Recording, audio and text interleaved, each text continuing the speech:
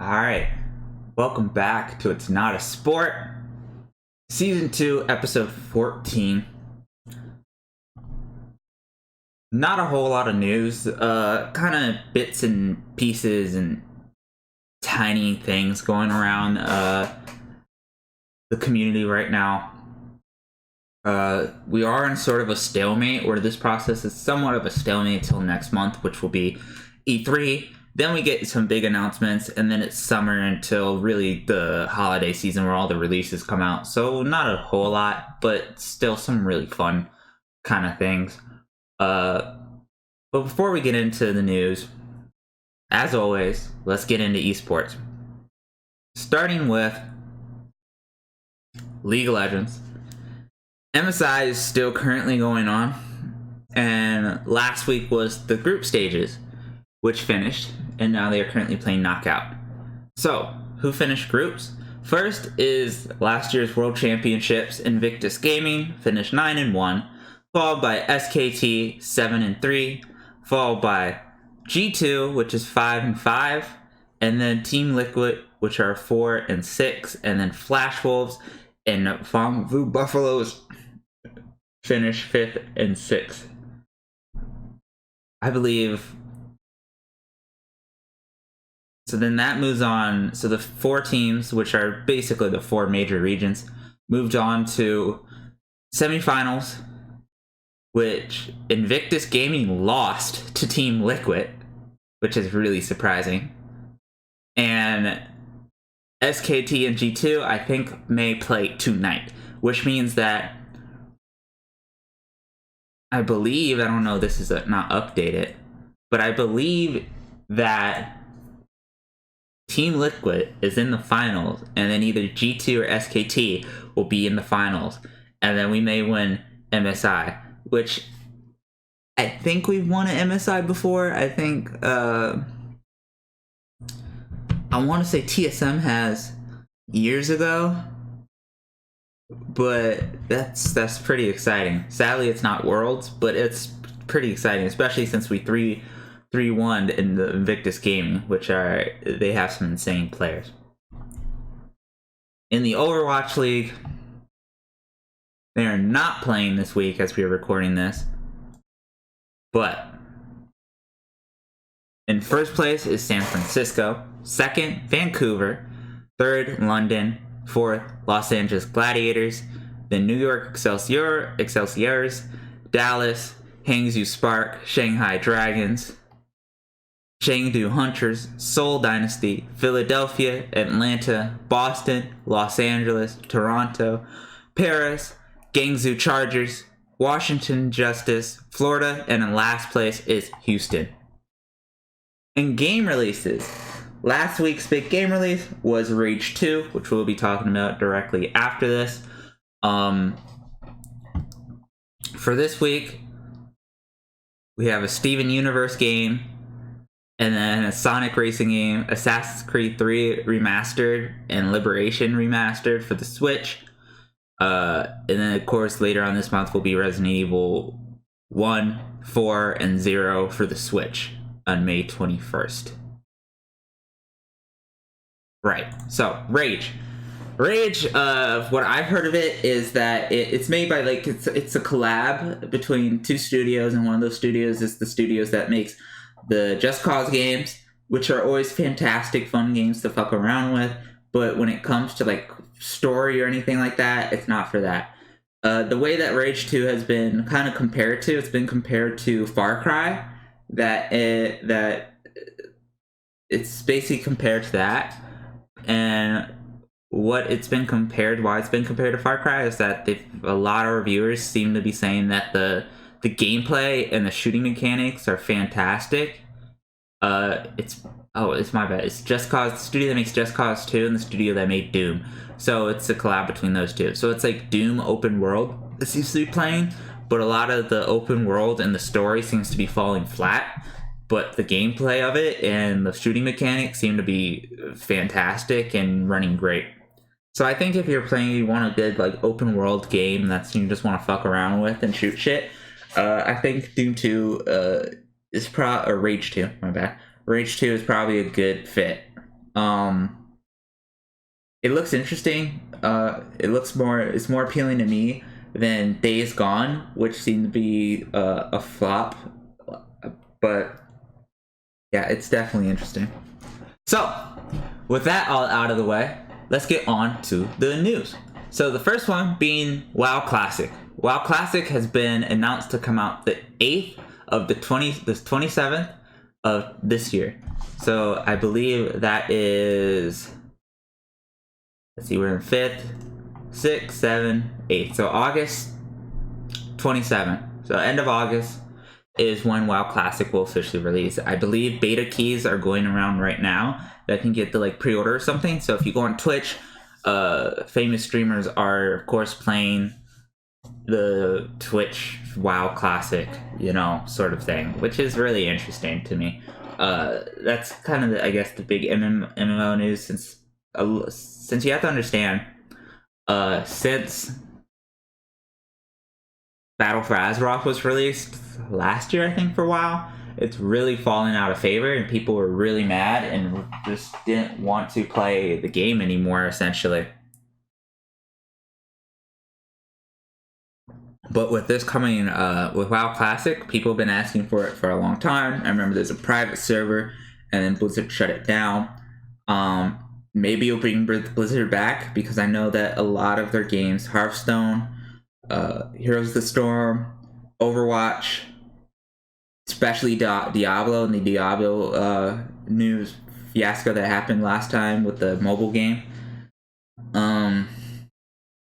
Blizzard has definitely fallen out of favor than they were back in the early 2000s, and I think that I've always had a problem with that company, with them just rebranding titles over and over again, just remaking things, or kind of stealing ideas, what they did with Overwatch, where it's just kind of an updated TF2 clone. And then WoW, which was probably what was keeping them afloat, honestly, it's dying off, so then they have to cater to the fans and give them WoW Classic. Who knows what will happen. They also released a WoW cinematic, which, for me, I was never a WoW fan, but it didn't really, and then like a lot of the community didn't seem to like resonate with them, since I think a lot of the community is just like, okay, I'll play WoW Classic for the nostalgia, or they're just moving on because they're really tired of Blizzard's shenanigans, and that's why we see like a lot of WoW refugees going to games like Guild Wars 2, which I also have some annoying news on, and of course, what probably my favorite MMO right now, Final Fantasy 14, which I'm so hyped for the expansion later this summer. So from that, Disney now owns full control over Hulu. Again, this is just more news of just like Disney. I don't think a lot of people are aware of this, but Disney owns, they own Fox, they own ESPN, they own ABC, I believe, they own, Marvel, now they own Hulu. They just own a lot. I think 40% of the movie market is owned by Disney. So just it's something to be aware of, I think, because there's not a monopoly yet, but they're really strong in terms of the entertainment industry. The Switch outsells the PS4 in Japan. Great news for Nintendo. Switch is, again, I think it's a revolutionary device. It is really well designed, and I've never seen anything this well designed, probably since Steve Jobs released like the first iPhone. It's really well designed. Rage 2, we already talked about that. Rick and Morty returns for season 4 this fall in November. There's been controversy around Rick and Morty that the last season didn't really live up to a lot of fans' expectations. So we can see whether it's going to be good or bad when it returns this fall. I'm pretty sure it's been a while. I forget when season 3 aired. Probably like a year ago, I want to say or like 2 years ago. It's been a minute. DC animated movie Batman Hush. A trailer was shown for this. I really like DC's animated movies. I think it's one of like their strongest selling points are just their anime films. Their animated films, they're really fun to watch. They're childish and but they're somewhat made for adults, and they're really badass too.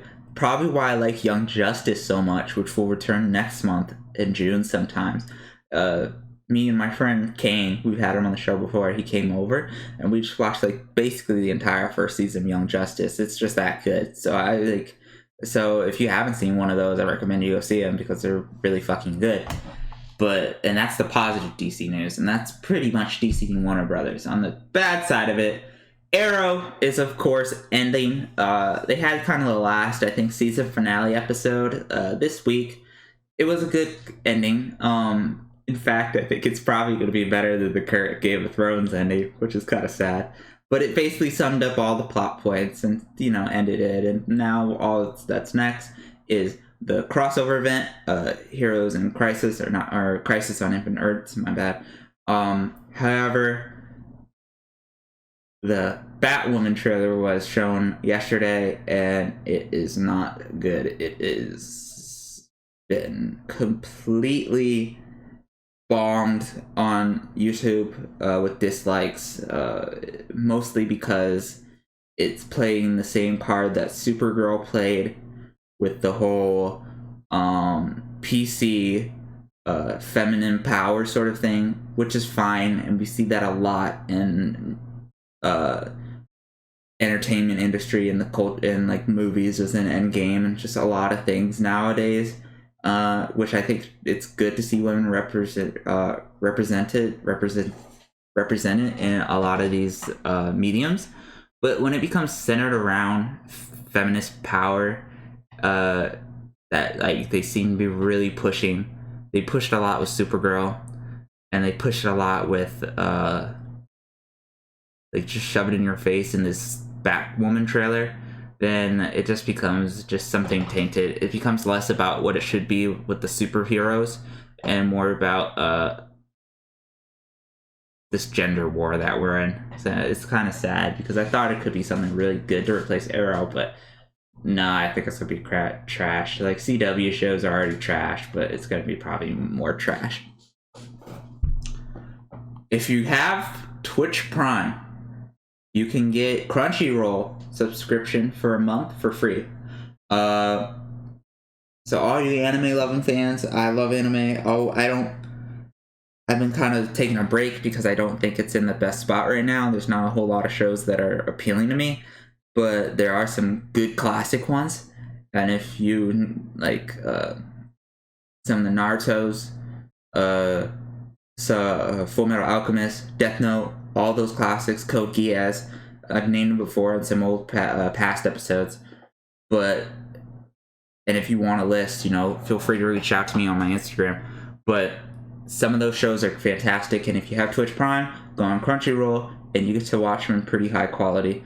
Or you could do it the way that most people do it and get it through the dark web, so to speak. Moving on. Epic Games is currently will have a big sale, summer sale, I'm assuming. Fortnite has a John Wick event right now and a John Wick skin, and they're going to have an AMA soon with Fortnite to do with the competitive scene, since, I think the game's not in a good spot right now. I think it took out the core mechanics of like kind of what made the game fun with like the pump shotgun removal. And it's just become this weird fiesta of a game, and I don't think people are happy with it unless like you're just a casual. But I mean, even me, I'm casual. I play it on and off. I play it sometimes, and I just think it's not fun. I think it's actually kind of disgusting to play. The amount of like third partying really happens a lot now with the amount of mobility. I'm just always scared because every time I fucking hear the glider sound, I'm like, oh, someone's fucking coming for me.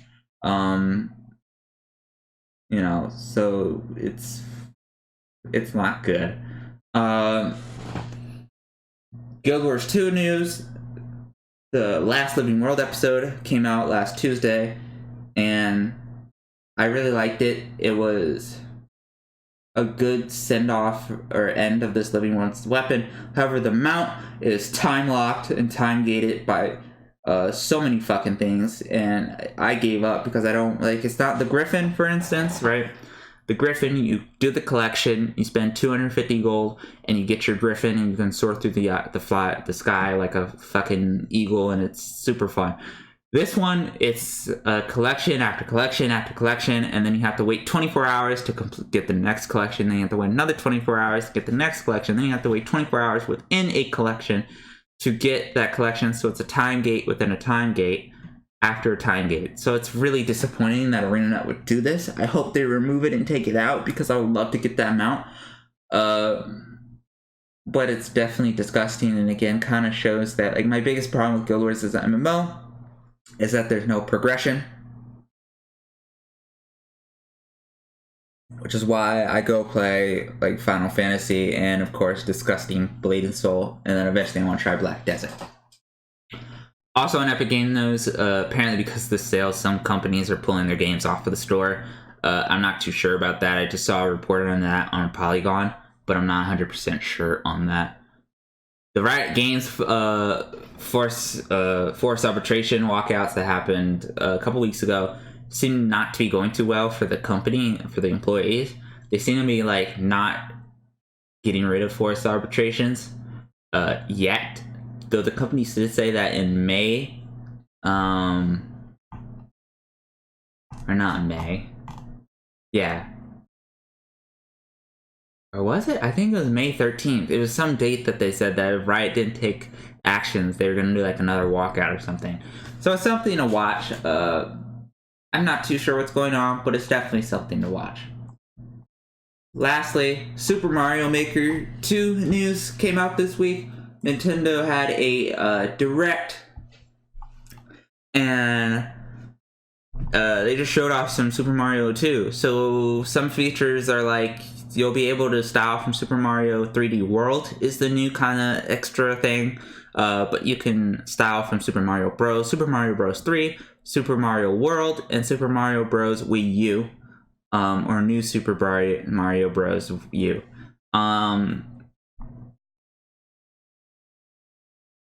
This game is, fun game to watch on YouTube, and a lot of speedrunners. I know there'll be a multiplayer now, so you can like race your friends to the end of the level, which will be really fun to see for like AGDQs. There's sort of multiplayer where you can build a level together with friends. They added like a new hook sort of thing where you can hook, like it's like a grappling hook swing, so it grabs you and then it swings you across. So it looks to be a really fun and neat game. I definitely can't wait to see my favorite, speedrunners and streamers play it, because it was always fun watching them get fucked over and over again. And maybe I'll pick it up. Nintendo's trying to make this a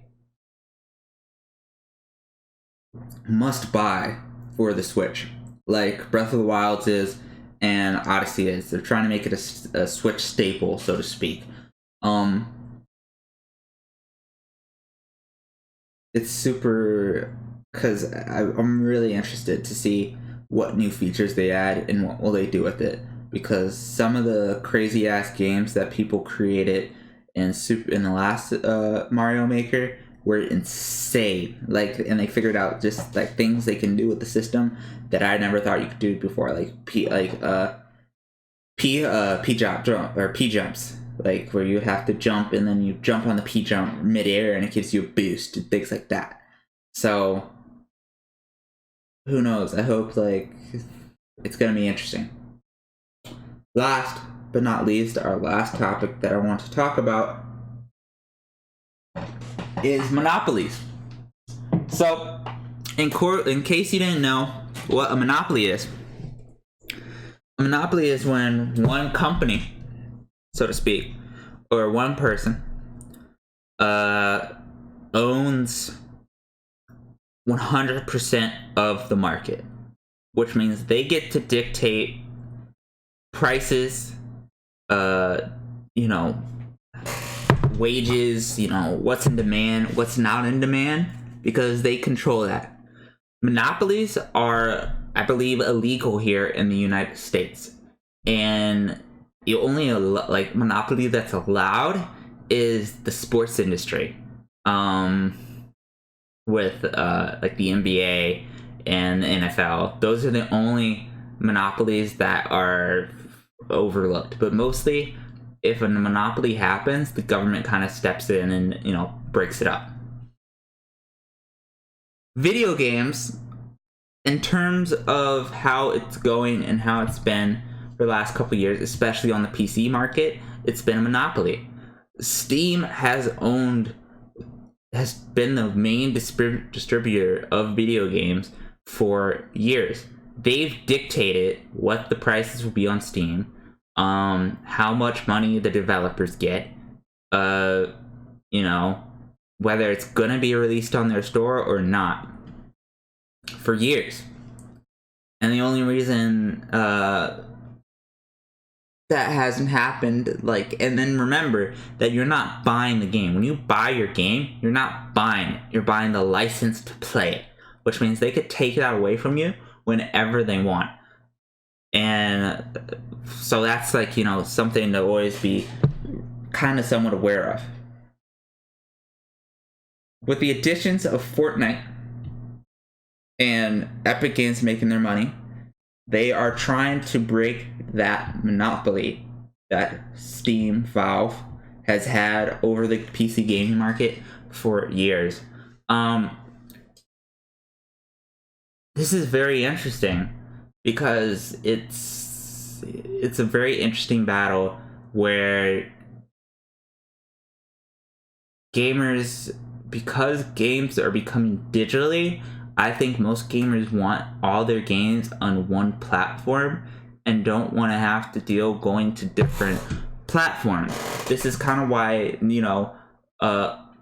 Netflix died versus Blockbuster, You would have to go to get Blockbuster, but then once it became digitally, it became all on one platform, and it became a lot more convenient for people. People like convenience. And this is also happening with GameStop. When people start downloading their games physically, yes, they lose a lot of benefits. For instance, you don't own the game anymore, you own the license, which means the company has the right to take that away from you, compared to the CD in a physical copy. Like, they can't take away my physical copy of Horizon Zero Dawn, but they can take away my digital copy of Gears of God of War, right? Which is not good. And because of that, those two realms existed, there was never a monopoly. But when one realm starts to disappear and this realm is still here, there's a monopoly. Now, that has been on the PC gaming market, that's what it's been like forever. With the addition of Epic Games Store, it starts breaking up that monopoly. Now, and we see with movies, right? Where Netflix has some shows that you can watch, but then Amazon has their own, right? And then Hulu has their own, and HBO, and et cetera, right? You can't have it all in one source, so it breaks that monopoly down. And in most parts, I think that's okay. And I'm okay with this. With the addition of Epic Games coming in, I'm perfectly okay with them breaking up the monopoly. The problem is they're not up to quality. They're, the product, which is the Epic Game Store, is not up to the same level that Steam is, right? And when people see this, this is probably the main reason why people are mad that Epic Games is stealing, Borderlands 2 and all these exclusives, because it's not the same quality. Imagine Netflix coming in, right? However, you can only stream and order your movies for a day, where at Blockbuster, you can have it for 2-3 weeks, So it's the level of quality, and it fucks everything up. So it's very interesting to see where this will go. I hope it doesn't go in a bad direction. I hope Epic Games will really just fix their fucking store and add basic features that are definitely on Steam. It's the gaming industry with a lot of business, right? With these these multiple storefronts popping up, trying to break up this monopoly. It's just very interesting, and it's gonna be interesting to see which direction it goes in, because it can either fuck us and prices go up, or we just lose games, and it just splits the gaming, especially the PC community as a whole, or it will eventually balance itself out, and it will just become better overall. I think the biggest problem with it, why it's not going to balance itself out, and why I think it's probably not going to end good for everyone, is because here in America, money is everything, and people are very greedy. It's not about the quality of the games; it's about how much money you make off the game, which we see with Anthem, which we saw with Fallout 76, which is why we get a lot of these games shit. And until Americans and people start speaking with their wallets, nothing's really going to change, and the developers will going to keep abusing us, or until the government steps in and starts, really regulating the gaming industry, then it's probably going to end up really bad. It's sad to think about it, because I've been thinking okay, the last really good American game that I enjoyed was God of War, and everything else that I played, Sekiro, I'm playing Resident Evil 2 right now, for the Final Fantasies, are all Japanese made games. Breath of the Wild, Mario Odyssey, all Japanese made games. And because they think, even Smash Bros. I remember Smash Bros. The report that the head game developer went into work with an IV cord into him. He was really sick, but he still went into work because he cared for the quality of his game, and he wanted to make a really good game. For them, it's a work of art. It's not just a product of money grabbing. So it's problematic because this affects everyone, and until we really get our shit together and stop with these microtransaction loot boxes, basically shady business practices, it's not gonna end well, because developers are going through a lot, with crunches, which we talked about last week, and we're going through a lot with different platforms and different middlemen. So I hope it ends well, but I want to bring this to light, because it's something you need to be aware of. Anyway, thank you for watching this week's episode of It's Not a Sport. If you want to catch all past episodes, you could catch us that all on the YouTube channel, or if you want to listen to other shows, we are on SoundCloud, Spotify, iTunes, and Google Podcast. Follow us on social media, our Instagram at It's Not a Sport to You. If you want to ask me questions, I live stream all podcasts Friday at 7 p.m. Central Time. Come down, ask me a question. I'll be happy to answer anything you have regarding to gaming or the market, or anything that's within my knowledge or power. Tune in next week, and thank you for listening.